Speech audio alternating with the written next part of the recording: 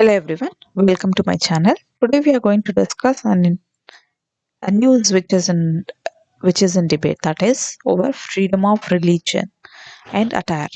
Recently, the Karnataka has raised a few questions on hijab.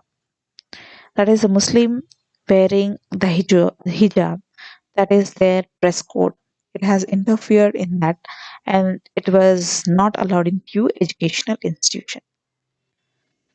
So, what do we think about this? As we all know, according to Article 25(1) of the Constitution, it is a freedom of conscience and the right to profess any religion, practice and propagate any religion of their wish.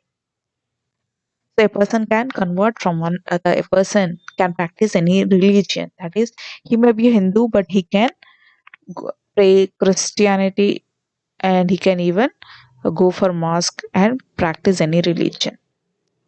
But this is a right with a negative liberty. That means the state shall ensure there is no interference on this exercise. But like all fundamental rights, state can restrict a few grounds it can restrict the public. So it can on the morality and health and decency, and based on the state's interest, it can impose a law on this fundamental right. Over the years, the Supreme Court has evolved many tests to sort to determine actually what that is the religious practice or it is just a which can be ignored. So if you all know, recently even the Sabrimala case, the court allowed the women's. So like that, we have many cases where the court has evolved many tests for this religious practices, whether it is valid, whether it is good, whether it can be continued, whether it is not good for the people. Like if you see many Hindu cultures which kills a girl for the benefit of something, so it banned on that religious practices. So there are many cases like that if you see in the history where court has demolished or banned many practices which were not valid. So there was a religious test. What is this religious practice test? In 2004, Supreme Court held in Anand Marg sect that there is no fundamental right to perform Tandava dance in public street, because Tandava dance is maybe it is not an essential religious practice. It is just a dance form. Even in 2016, the Supreme Court held a person who was in Air Force from keeping a beard.